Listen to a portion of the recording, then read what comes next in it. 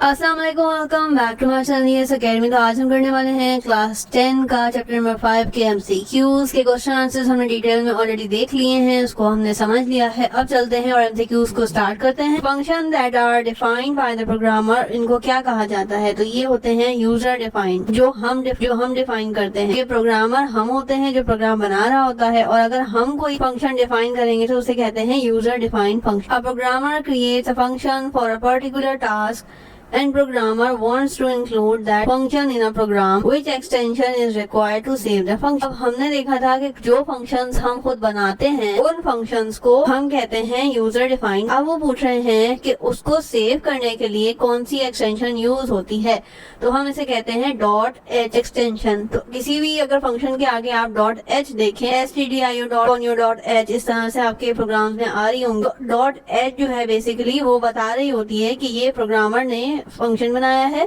For a particular task, और उसे save करने के लिए .h जो है वो हमारे पास आ रहा होता है। इन C++ int main return which data type value by default, तो ये बाय डिफॉल्ट होती है int की, ठीक है। The parameter specified is the function header are called formal parameters. The word prototype means, prototype का मतलब होता है डिक्लेरेशन, ठीक है। Function prototype consist all of these. अब इसमें क्या है, नेम ऑफ अ फंक्शन होता है, parameters are pass by the function, ये चीज हमने पढ़ी थी क्वेश्चन आंसर में। और तीसरी क्या चीज थी कि value return from the function, ठीक है। ये हमने प्रोटोटाइप वगैरह के डेफिनेशंस में देखा था, समझा था, पढ़ा था। तो ये तीनों चीजें आपने याद करनी है for a short question as well. Variable declare in a function define definitions are called local, ठीक है। ये भी हमने लोकल और ग्लोबल वेरिएबल देखे, which are not the built-in function, ठीक है। built-in function हमने देखे थे ऑलरेडी, इसको मैं यहाँ पे एक्सप्लेन नहीं करूंगी। built-in functions बेसिकली जो है वो हमारे पास होते हैं SQRT, EXP और sin, ठीक है। लेकिन टाइम जो है बेसिकली वो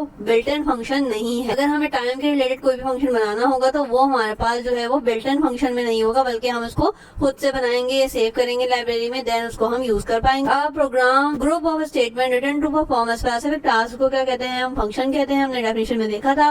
function are divided into dash section, 3 sections में होते हैं, और कौन कौन से होते हैं इसको भी हमने देखा था। Functions in C++ help the programmer to manage the dash of a large program, code of a large program. हमने देखा था किस तरह से हम उसको डिवाइड कर देते हैं मैनेज करने के लिए। Are dash categories of function, 2 categories of function. इसलिए हम तेज कर रहे हैं एमसीक्यू, क्योंकि हमने ये सारी चीजें डिटेल में ऑलरेडी लेक्चर के अंदर देखी थी, इसको एक्सप्लेन किया था, समझा था। Function that tells the compiler about the function name, return type and parameter types, इसको कहते हैं declaration. Function dash is to invoke the code of function by name, इसको कहते हैं कॉल, ठीक है। C++ dash functions are already declared in header files, तो ऐसे फंक्शंस को क्या कहा जाता है? ऐसे फंक्शन को कहा जाता है प्री डिफाइंड फंक्शंस, ठीक है। अब हमारे पास के एमसीक्यू जो है वो खत्म हो चुके हैं। ब्लैंक्स जो कि बहुत इंपॉर्टेंट पार्ट प्ले करती हैं आपके शॉर्ट क्वेश्चंस के लिए, आपके एमसीक्यूज के लिए। बहुत इंपॉर्टेंट पॉइंट्स में शेयर किए जाते हैं। जिन बच्चों ने एमसीक्यूज की क्लासेस ली हैं ऑलरेडी, तो उनको इस बारे में बहुत अच्छे से मालूम होगा। बाकी आप ये इसकी वेबसाइट भी विजिट कर सकते हैं, जहाँ पे हम ऑलरेडी काफी सारी चीजें जो है आपके एग्जाम से रिलेटेड डाल रहे हैं, तो आप वहाँ जाके अपने रिक्वायर्ड मटेरियल्स देख सकते हैं। वेबसाइट का लिंक डिस्क्रिप्शन में मौजूद है। Programmer can write her own function which is called user defined function. A set of statement written to perform a specific task and having a unique name is called function. Structured program, the complicated and large program coding is broken down into smaller modules are called subprograms. In C++, subprograms are called functions. Every program has at least one main function in C++. When the program starts, the main functions are called execution. The predefined functions are the part of the every high-level programming language. Predefined functions are also known as system-defined या library functions भी कहा जाता है. Predefined functions do not need to be declared and defined. Many defined functions need proper header files by using #include preprocessor directive. ये सारी चीजें हमने already बहुत डिटेल से क्वेश्चन आंसर्स में देखी थी, और ये बहुत बहुत बहुत इंपॉर्टेंट टॉपिक्स हैं, ठीक है। अगर आपको ये सारी चीजें नहीं समझ आएंगी, आप ना प्रोग्राम बना सकते हो और ना ही इस चैप्टर से रिलेटेड कोई भी क्वेश्चन अटेम्प्ट कर पाओगे। आपकी जो कॉन्सेप्ट्स हैं वो क्लियर होने चाहिए कि प्री प्रोसेसर क्या होता है, डायरेक्टिव्स किसे कहते हैं, लाइब्रेरी क्या होती है, हेडर फाइल्स क्या होती हैं, फंक्शन किसे कहते हैं, प्री डिफाइंड फंक्शन किसे कहते हैं। The definition of many common function are found in the CMath and CSTLIB, ठीक है, लाइब्रेरीज। ये हमने देखा भी था, इसकी एक्सटेंशन वगैरह भी सारी चीजें डिटेल में डिस्कस किया था। User defined function need declaration and definition. Multiple, sum and average may be the example of user defined function. ये MCQs और fingerprints are most important thing as well for the exams, क्योंकि उसकी वजह ये है कि इसके अंदर बहुत ज़्यादा मेन चीज़ें डिस्कस की जा रही होती हैं और सिंपली एक आध पॉइंट के अंदर आपको बहुत डिटेल सारी चीज़ें बता दी जाती हैं जो कि आपको बहुत काम आने वाली होती हैं। तो प्लीज़ इन लेक्चर्स को मिस नहीं कीजिएगा और इन सारे लेक्चर्स को डिटेल से समझिएगा, समझ के उसके बाद कीजिएगा, ठीक है। All predefined function can be use simply by calling the function like SQRT, STCRPY और इस तरह से ये सारे फंक्शन हमारे पास मौजूद होते हैं। इस तरह से हमने इसको देखा था।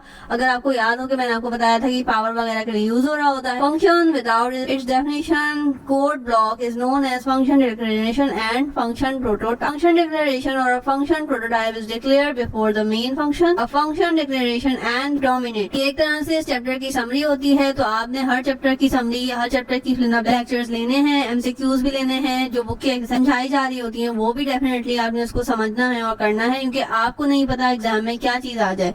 क्योंकि ये नया कोर्स है तो आपके पास 10 ईयर की भी हेल्प नहीं है। आपने इन्हीं सारी चीजों को पक्का करके जाना है ताकि एग्जाम में इन्हीं सारी चीजों में से आएगा तो आप इजीली कर पाओ। Return data value type. Return data type shows the data type of value returned by the function. Return data type may be int, float, double and char data. If no value is returned by the function, in that case keyword void is used. हमने void को भी बहुत detail से देखा था और आपने देखा होगा कि C++ के प्रोग्राम के अंदर void का बहुत अहम किरदार है। आपको जगह जगह void लिखा हुआ नजर आएगा। इसका फंक्शन हमने ऑलरेडी देख लिया था तो हमें कंफ्यूज होने की जरूरत नहीं। Function name specify the functions name of functions parameter define the list of a data type of function parameter data be passed to the function. Parameters are separated by the syntax comma. Parameters are also known as arguments. If there is no parameter in the function, programmer use keyword void. In function declaration, statement transmitter must be used and the function definition has a function header and a body or a code block. Body of the function includes statement in the braces. Function definition may be defined before or after the main function. Function braces will be empty. If the function is without return value or no argument, then it is called by its name. An argument is a part of a data pass to the function. Passing actual value of the function.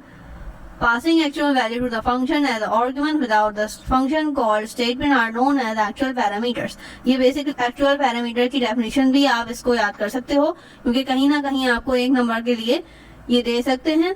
Actual parameter may be variable or a constant. The receiving value of the header of the function definition are called formal parameter of the function.